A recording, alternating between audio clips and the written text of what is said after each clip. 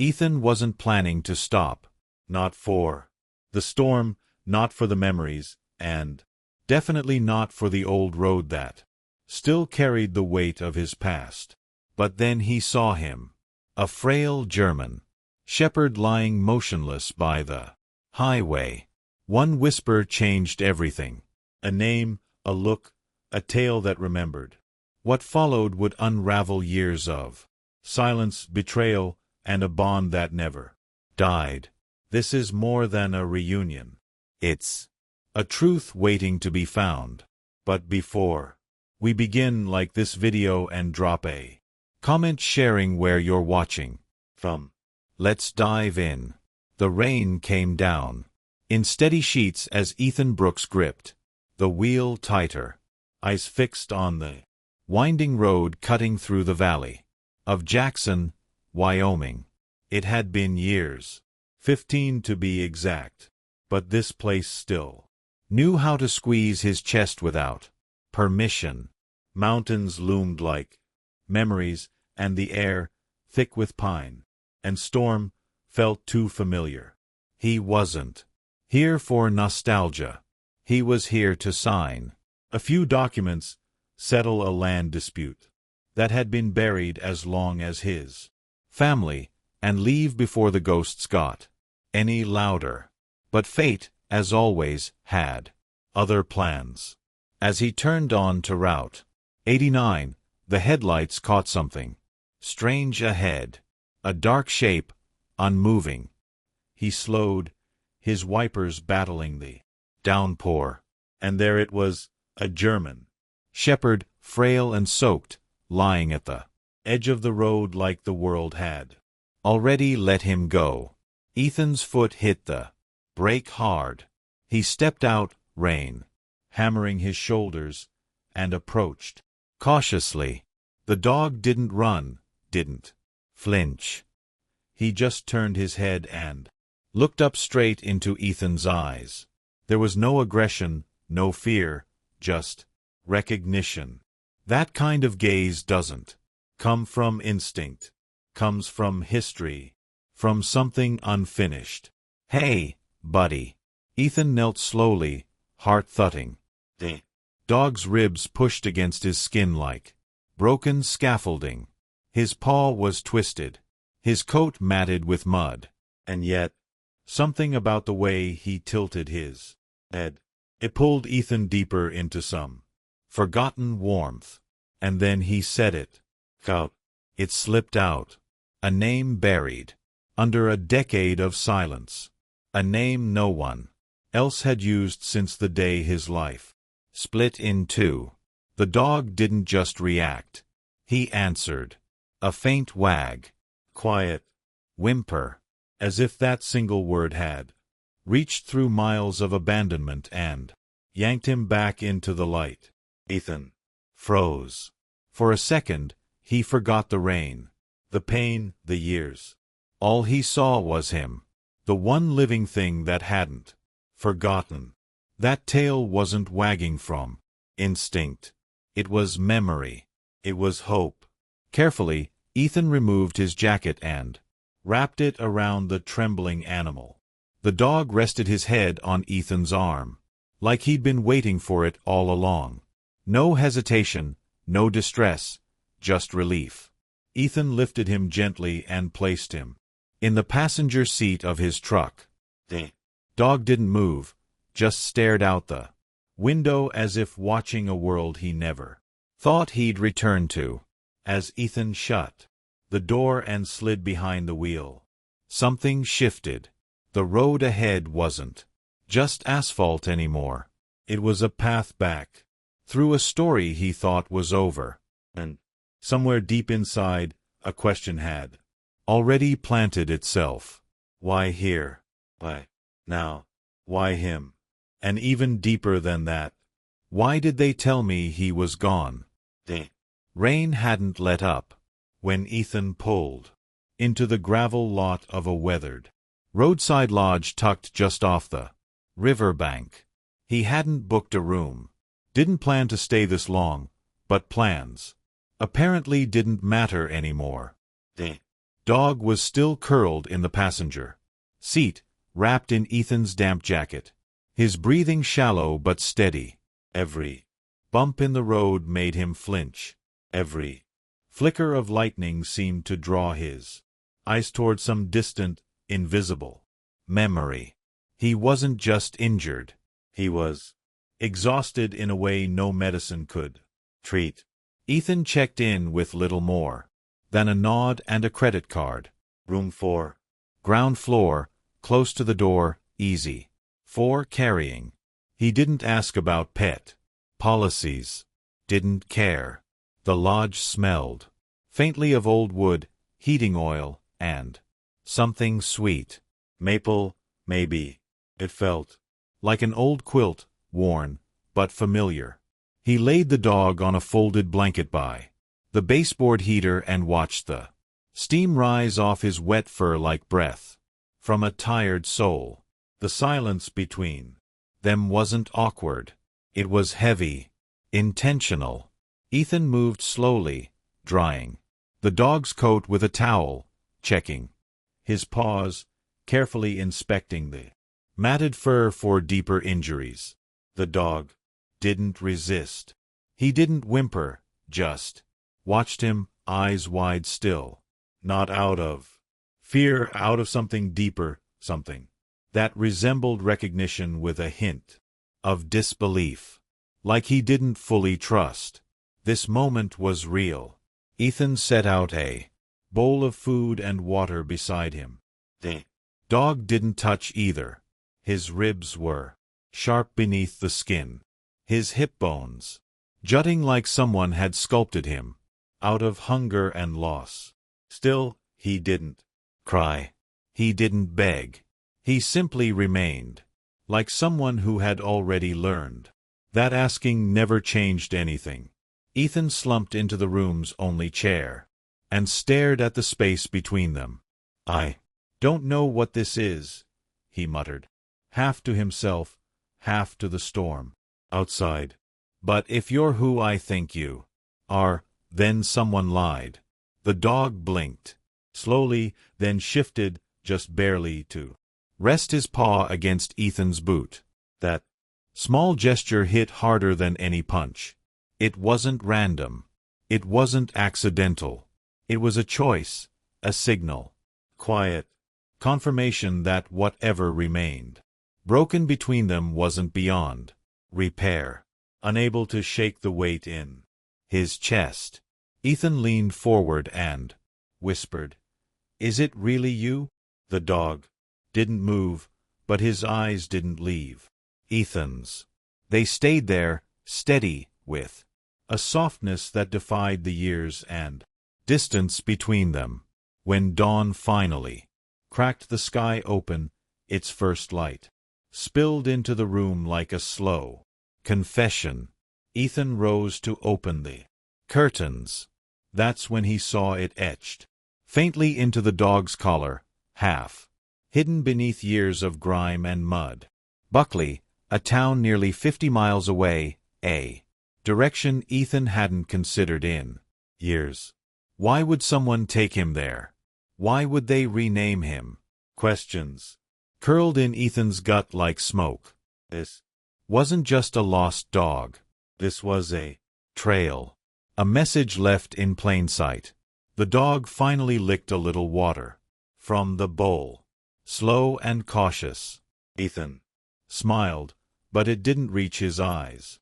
Because even as the dog took his first sip of comfort, Ethan knew they were only scratching the surface. Someone had buried the truth, and the dog had survived it. Now it was Ethan's turn to dig it back up. The following morning, the clouds had cleared, but the questions had not.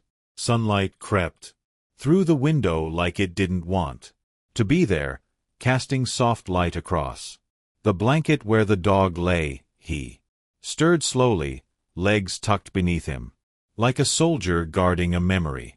Ethan knelt beside him and watched him eat a few cautious bites of food, as if still unsure whether it was okay to feel safe. Ethan needed answers. He grabbed the crumpled note he had scribbled the name Buckley on and set out with a purpose. Stopping first at the town's veterinary clinic. A middle-aged woman in scrubs, Dr. Caroline Foster, met him with a skeptical look that melted the moment. Ethan explained the situation. He leaned over the counter to study the dog's eyes, murmured something soft he didn't quite catch, and then took them into the back. The checkup was thorough. 14, maybe 15 years, she said. Unusual for a shepherd to make it this far, especially in this shape. But his heart's hanging in there barely. He's got something worth fighting for. Ethan glanced at the dog, who looked back like he already knew everything they were, still trying to piece together. Has anyone brought in a dog like him from Buckley or used that name Buckley for an owner or tag ID? Ethan asked. Dr. Foster pulled up her records, clicked through months of logs, then years. She shook her head slowly. No matches, no adoptions filed under that town. If he came from there, he left no footprint. Ethan thanked her, left his number just in case, and stepped out into the early afternoon breeze with a mind spinning like a loose gear. Something didn't line. The dog's collar, the new name, the distance from Buckley to Jackson. Someone had made a conscious decision to move him, hide him. But why? On the walk back to the lodge, the town began to notice. A mechanic outside the garage dropped his wrench when the dog limped by and just muttered, "Well, I'll be." Woman folding laundry on her porch whispered under her breath, "Looks just like that dog. The Brooks dog from way back." Ethan's throat tightened. He didn't stop walking, but his ears caught every word like barbs. Back at the lodge, Ethan sat on the bed while the dog lay near the heater. He opened his laptop and began digging through every public shelter record he could find for the county around Buckley. He traced transport logs, scanned photos, checked lists of dogs marked as unadoptable. He found nothing until he looked deeper into a public PDF scanned from an old archive. In the corner of one document, intake number 491, German Shepherd, adult male, untagged, listed as aggressive, recommend transfer or euthanasia. There was no photo, just a note. One name scribbled in the margin. Transferred. Transferred to where? That night, Ethan drove the truck toward the only place he hadn't dared revisit. The old Brooks family home. The driveway was overgrown. The windows were boarded, but the frame still stood stubborn and sad. He parked, stepped out, and stared at the porch. The dog looked up, then, without hesitation, climbed down from the truck, walked slowly to the steps, and sat. He didn't sniff the ground. He didn't search the yard. He just looked at the door, and then softly he whimpered once. Just once, like a sound from a place no one had been able to reach in years. A retired mailman wandered by with a grocery bag and stopped. Didn't think I'd ever see that dog again, he said. Ethan turned. What do you mean? Your folks' place? The man said, pointing at the house. That dog came back here every day after the crash. Cried on that porch for days.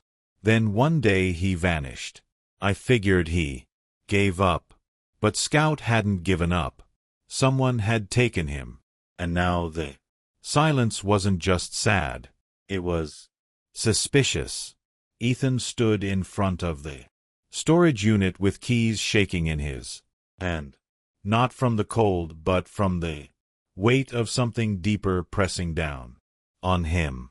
The metal door groaned as it rolled up, revealing boxes that smelled of dust, rust, and a decade of avoidance.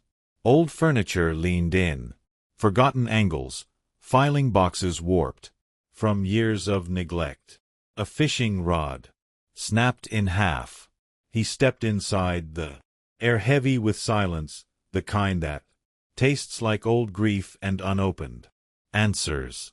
He found it in the far corner. A dented green metal cabinet with a broken lock, the same one that used to sit in his father's garage next to the red toolbox and the bucket of cracked tennis balls for the dog. Ethan crouched low, pulled it open, and started digging through layers of paper, old receipts, faded photographs, and bent license plates. That's when he saw it. A yellow envelope curled at the edges, sealed with tape. His name written in sharp, uneven strokes. Ethan. But the handwriting wasn't his father's. It wasn't his mother's either. He held it up to the light and felt his breath catch. It was Martin's. Inside were 2 sheets of paper.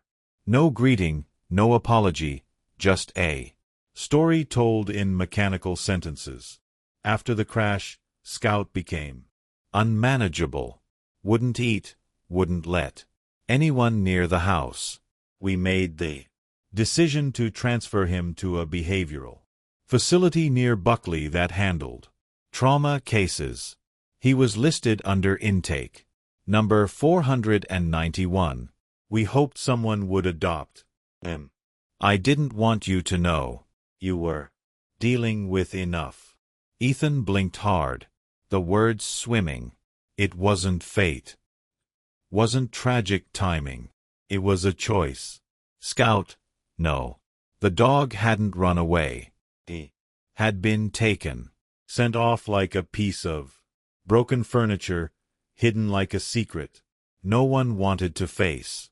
And the line that followed felt like it punched through his ribs. I never checked to see if he made it. The words felt like betrayal, carved into stone. He stumbled back out of the unit with the letter clutched in his hand, the dog watching him from the truck with a look that understood far more than it should. Ethan got behind the wheel but didn't start the engine. He sat in silence for a long time, the weight of it all pressing into his chest. For the first time since finding him, he couldn't look the dog in the eye. That night, back at the lodge, Ethan barely spoke. He sat on the floor, beside the dog, holding the letter like a lifeline that had been frayed too long. The dog, still recovering, but stronger now, nudged Ethan's leg and placed a paw on his knee. No judgment, just presence, as if saying, I'm still here. Ethan exhaled. I didn't know. Swear. I didn't know. His voice cracked under the words. The dog didn't move. Didn't need to. It was enough that he stayed. Something had shifted. The narrative had cracked open. This wasn't about a dog who disappeared. This was about someone who survived what others turned their backs on, who waited, starved, limped, and somehow still believed someone would come. Ethan wasn't sure what haunted him more, the years he lost not knowing or the realization that the dog had lived through all of it alone. But now he wasn't alone, and Ethan wasn't leaving without the truth. Somewhere out there was a facility, a file, a name, a decision. Someone had saved the dog from being erased completely, and Ethan was going to find out who and why. Ethan sat by the window long after the sun dipped behind the Tetons, staring into the kind of darkness that doesn't just cover the eye, it sinks into you. The letter from Martin lay on the table, torn at the edges from being read too many times. Each word was a weight. But it wasn't the lie that crushed him. It was the years. The sheer number of sunrises and storms the dog had endured without a voice to explain or a hand to hold. And now here he was, stretched out on the lodge floor, breathing slow, thin breaths beside a heater that hummed like it remembered what warmth meant. Ethan watched him closely. The dog's eyes were closed, but they didn't rest easy. His paws twitched from time to time, his ears flicking as if tuned to a frequency no one else could hear. There was pain in that stillness, not just physical, but something older, a kind of waiting that had lasted too long. When Ethan reached out, the dog stirred, opened one eye, and lifted his head slightly. He placed a paw on Ethan's knee and left it there, not for balance, not for affection, but for something deeper. Was forgiveness without words, a message that said, "I knew you'd come." That single moment cracked something wide open. Ethan had spent years pushing emotion behind logic, burying hurt beneath work and paperwork and miles of asphalt. But none of it mattered now. This dog had waited longer than most people would. And despite the scars, the hunger, the betrayal, he had never truly given up. Ethan stayed on the floor that night, curled near the dog like a child, trying to memorize safety. He didn't leap. He listened to the rhythm of a heartbeat that had no business still going. In the silence, he whispered, "I'm going to find out everything." No more running. By sunrise, they were already halfway to Buckley. It wasn't a glamorous drive, just long stretches of cracked roads lined by pines and ghosts. Ethan's hands stayed firm on the wheel. His jaw clenched like the answers he wasn't ready to hear. Every time he glanced over, the dog met his eyes. Not begging, not questioning, just watching. Like he was making sure Ethan wouldn't disappear again. At the Buckley Municipal Records Office, a board clerk gave Ethan a raised eyebrow when he asked for animal intake archives. "That's not public," she said, tapping her keyboard like it owed her rent. Ethan slid the letter across the counter, folded just enough to show the transfer line. Her expression shifted. "Wait here," she said. 10 minutes later, she returned with a thin folder. Smelled like basement and regret. Intake number 491. Male German Shepherd. Age, adult. Temperament, guarded. Status, euthanasia. Recommended.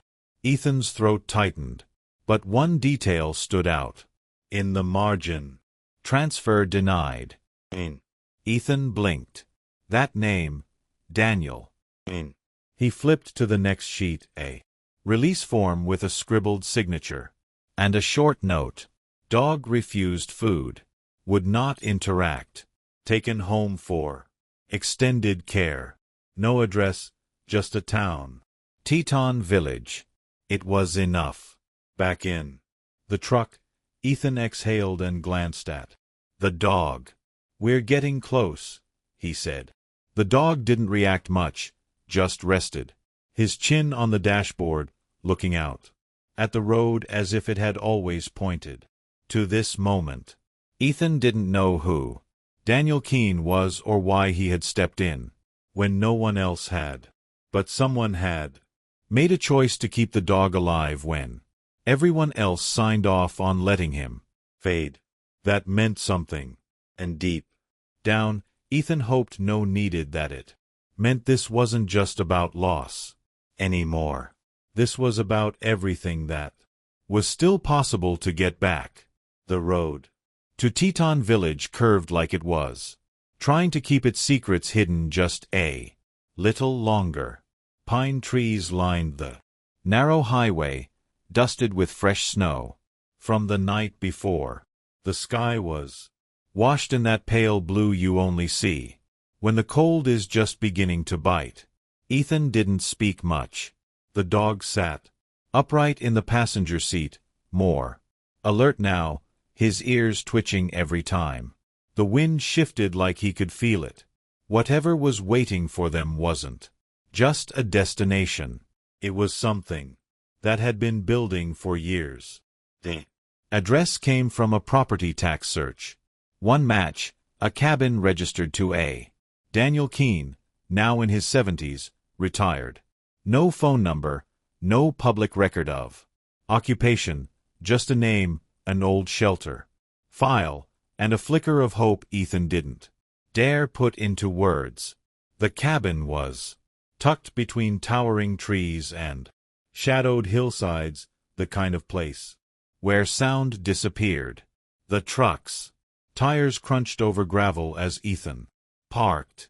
He could barely see the windows behind thick frost and a thicket of shrubs that looked like they'd grown wild for a decade. He stepped out with the dog beside him. The door opened before he could knock. Daniel Keene was tall but bent at the shoulders, his beard a wild scatter of white. His eyes, however, were sharp, and when they landed on the dog, they changed. They didn't just recognize him, they remembered him. "You brought him home," Daniel said, voice barely above a whisper. Ethan nodded, uncertain, and followed him inside. The cabin was humble. Firewood stacked neatly by the hearth, boots drying near the door, a rocking chair beside an old flannel blanket. Everything smelled of pine and burnt coffee. Daniel knelt slowly, painfully, and met the dog's eyes. The dog stepped forward, gentle, almost reverent. No barking, no growling, just quiet acknowledgement. Two souls meeting, after years of surviving in silence. "Thought he was gone," Daniel said. "After he ran off that last time, I figured he finally gave up." Ethan looked at him. "He wasn't yours, was he?" "No, never was. He was always waiting for someone else." They sat at the kitchen table as Daniel poured lukewarm coffee into mismatched mugs. His story unfolded in pieces, fragments shaped by guilt and love. The dog had been marked for euthanasia, too damaged, too distrusting. Daniel had seen something different. He didn't growl, didn't snarl, just sat in that cage, staring out like he was waiting for a door that would never open. Oh. Daniel opened it, took him home, named him nothing, let him be, but the dog never settled. He'd escape at night, always east, always toward Jackson. Daniel would find him miles down the road, staring at empty highways as if expecting someone to arrive. He carried a picture in his collar, Daniel said. Found it tucked in his fur the day I brought him home. Looked like it had been there a while. He stood, opened a drawer, and pulled out a small photo, wrapped in plastic. Ethan froze. It was him, barely older than 20, standing beside the dog in front of the old Brooks house. It wasn't posed, just a moment frozen in time. Daniel placed it in Ethan's hand without a word. Emotion surged like a wave. Everything he'd buried was now staring back at him from a faded photograph, a reminder that the dog hadn't just survived. He had remembered. "He never let me throw it away," Daniel added, kept hiding it under his bedding like he knew it mattered. They sat in silence. Ethan glanced at the dog, now curled by the fireplace. Like he'd finally reached the end of a map. There was peace in his posture. Stillness, not from exhaustion, but arrival. Ethan leaned back in his chair, heart pounding. He had spent so long, wondering whether he'd imagined the connection, whether time and loss had warped the memory of what they once shared. But now, sitting in a stranger's cabin, holding a photo that had traveled through more than any person should endure, he knew the dog hadn't waited by accident. He had waited for him. The road back to Jackson was quiet, but Ethan's thoughts were anything but. The photo Daniel gave him felt like it was burning a hole in his jacket pocket. He couldn't stop thinking about everything that had come to light. How a stranger had protected what his own blood discarded. How the dog had survived year after year, fueled only by memory. And, more than anything, how the answers kept circling closer to something no one had dared say out loud. By the time he reached town, dusk had painted the sky in deep indigo. He didn't go back to the lodge. He drove straight to Martin's office. Martin was still there, hunched behind a desk full of manila folders and tax forms, glasses low on his nose.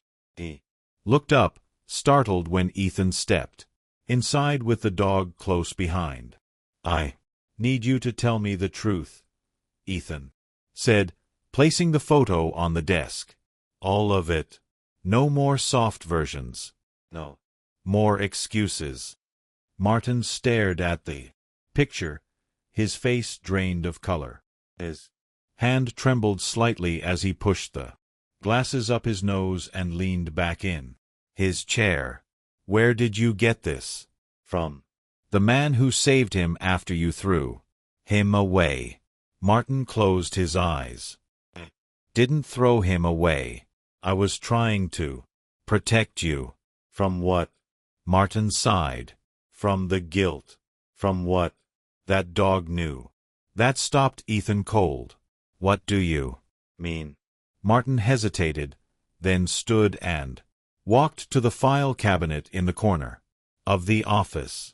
He unlocked the bottom drawer, pulled out a small box, and set it on the desk. Inside were old keys, receipts, and a flash drive. "He wouldn't stop scratching at your father's office. Or," Martin said, "every night same spot, always whining. I thought he was traumatized, grieving, but something felt off. I opened the office one day, and there were claw marks on the floor by the desk." Ethan picked up the drive. "I didn't want to believe it meant anything," Martin said, his voice quieter now, "but I found that after the accident, and I couldn't handle what it might lead to. So, I sent the dog away." Ethan's knuckles went white as he clutched the drive. "You buried it. You chose to forget." Martin didn't deny it. Back at the lodge, Ethan sat at the small table, laptop open, the flash drive trembling in his hands. The dog lay nearby, eyes heavy but watchful. The room felt frozen in time, waiting. He clicked the file. Security footage flickered onto the screen, grainy, time-stamped from the night of the accident. His father's office. A shadow moved across the frame. Not his father, not his mother. A man in the corner of the frame. The dog barked from behind a glass door. Frantic, the man placed something beneath the desk. Minutes later, lights off. The figure slipped out the back. Hours later, the crash. Ethan froze. He rewound, paused, zoomed. He recognized the man, family friend, partner in the business. The same man who had helped with the funeral arrangements, who had cried beside him, who had gone on vacation with them the year before, and the dog had seen him, tried to warn them, scratched and cried, and waited, and for that he was silenced.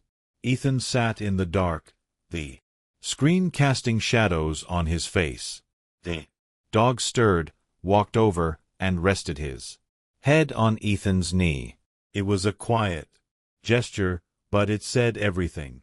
He had never stopped trying to tell the truth, even when no one listened. For the first time in years, Ethan didn't feel lost. He felt furious. He felt focused. He felt ready.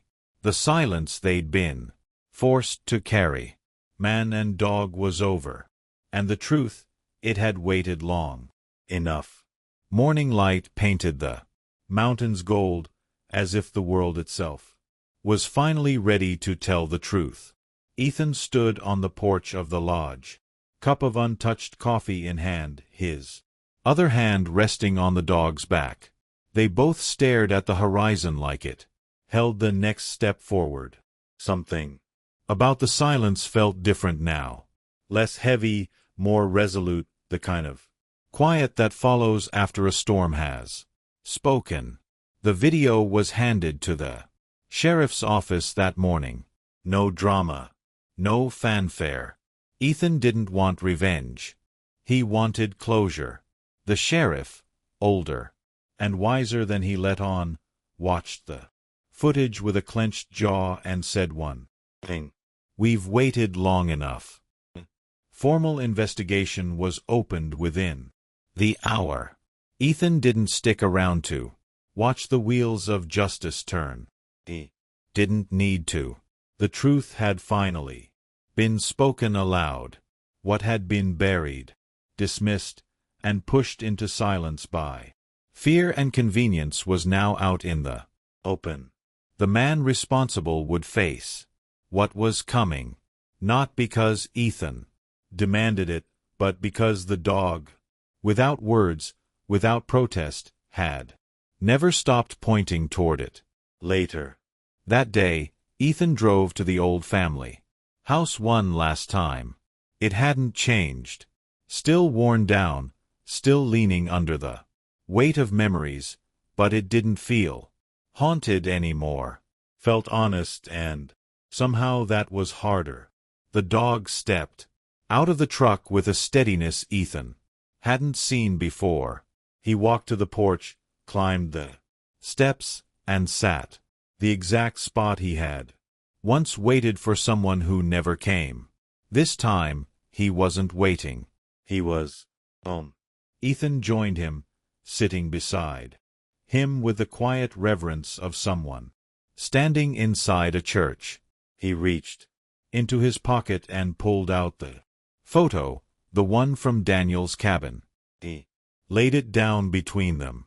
"You brought me back," Ethan said. "You remembered what I forgot, and you held on to it long enough for both of us." The dog leaned against him. No dramatic gesture, no big movement, just warmth, just presence. That same weightless kind of loyalty that defied logic, time, and distance. For the first time, Ethan didn't feel like he owed the dog an apology. He felt like he owed him a life. And from that moment on, he promised it would be one the dog never had to escape from again. They moved into a small house just outside of town, a quiet place near the edge of the forest where the dog could breathe and Ethan could sleep without nightmares. Each day was simple walks, warm food, mornings with the smell of pine, and evenings with stars that blinked like old friends returning. Neighbors called them inseparable. The dog never strayed far. Ethan never needed to raise his voice. The bond between them wasn't trained. It was born in fire, rebuilt with silence, and sealed with forgiveness. The dog grew older, slower, but not weaker. His steps lost speed, but his gaze never dimmed. And on one soft morning, after a walk, through the frost-kissed meadow behind the house, the dog laid down on the porch, his head in Ethan's lap, and simply didn't get back up. There were no sounds, no finale, just peace. The kind of peace earned through storms, carried on the back of survival and delivered by love too stubborn to quit. Ethan sat there long after, hands still resting on the dog's fur. He didn't move. He didn't cry. He whispered only one word: "Thank you." And the world in its strange, sacred way felt still, because sometimes the one who was forgotten returns not to be remembered but to remember.